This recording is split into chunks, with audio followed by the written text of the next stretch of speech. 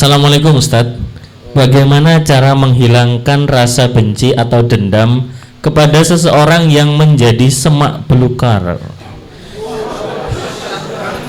di rumah tangga saya dulu? Oh, ini berarti rumahnya rungkut, banyak semaknya. Agar saya tidak sebel lagi ketika melihat wanita-wanita lain yang mukanya mirip dia. Jazakallah khair gitu ya? Ustaz. Oh, laki-laki berarti ya. Ini Ahwat. Coba lihat. Iya. Tulisannya aja lihat. Seperti semak-semak tulisannya, Ustaz. Bagaimana cara menghilangkan rasa benci dan dendam? Benci itu kan akronim dari benar-benar cinta. Semakin benci, semakin cinta, hati-hati. Sekadarnya saja dalam mencintai seseorang, karena bisa jadi suatu hari dia menjadi seorang yang paling kamu cintai. Sekadarnya saja dalam mencintai seseorang, karena bisa jadi suatu saat dia menjadi seseorang yang paling kamu benci.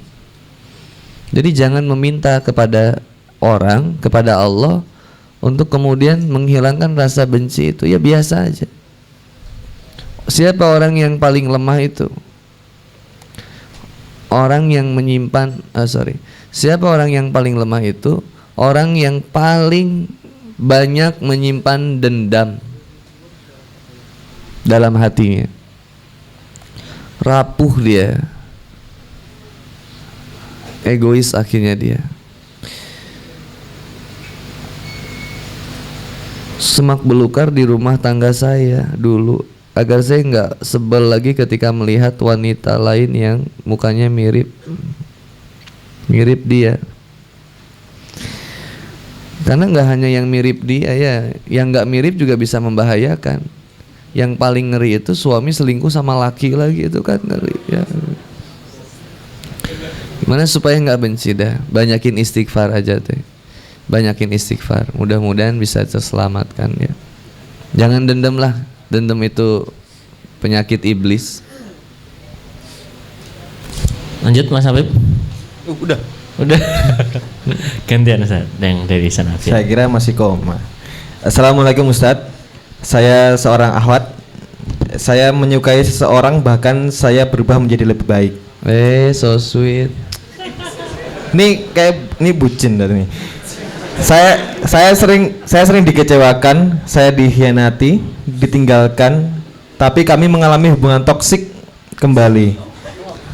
Walaupun tersakiti, jika tidak bersama, hati merasa galau dan gak bisa move on.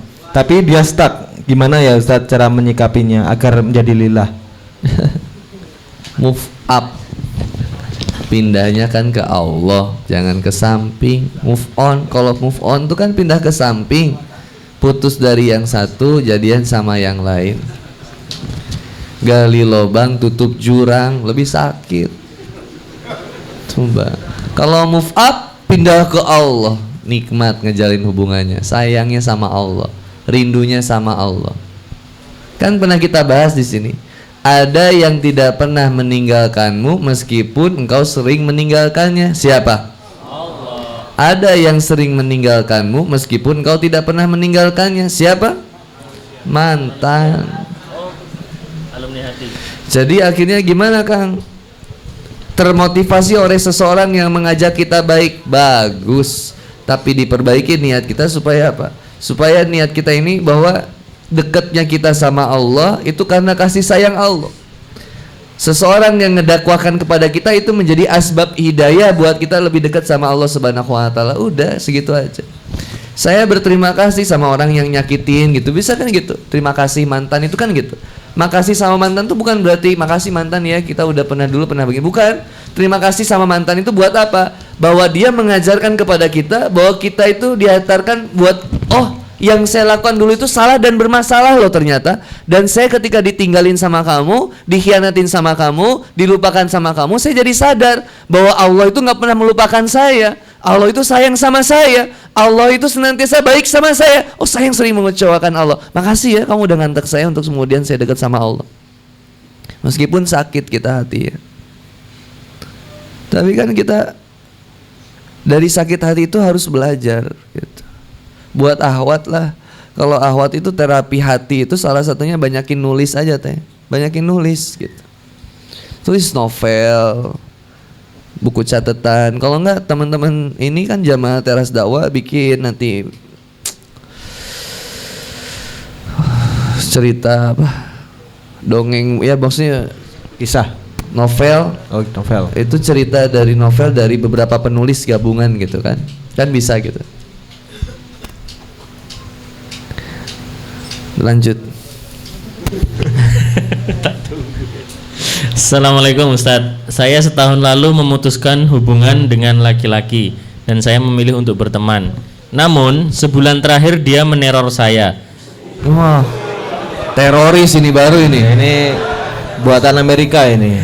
Dia mengatakan hijrah saya sia-sia jika menyakiti hatinya. Bucin dua. Dan juga teman-teman saya bertanya kenapa berpisah, padahal saya sudah tidak ingin membahas itu. Mohon Ustadz bagaimana saya harus bersikap atas teror-teror tersebut, dan juga bagaimana agar teman-teman saya berhenti bertanya soal hubungan saya itu. Jazakallah. Waswisu fi sudurin nas minal jinnati. Ada bisikan dari jin, ada bisikan dari manusia. Jin yang datang masuk ke kita tuh, duh sayang banget kamu ninggalin dia, baik loh dia tuh udah mau. Temen tambah lagi, ih sayang banget kamu putus sama dia, duh makin bikin males kita tuh. Maka gimana kemudian istiqomahin diri kita, supaya apa? Supaya kemudian kita nggak tertarik lagi kembali sama dia. Ciri taubat kita diterima yaitu apa? Kita benci melakukan kemaksiatan yang dulu pernah kita lakukan. Lihatnya aja udah benci. Lihat yang pacaran itu kan kita benci. Lihat yang pacaran benci, tapi bukan sama orangnya, sama sikap dan sifatnya, brother.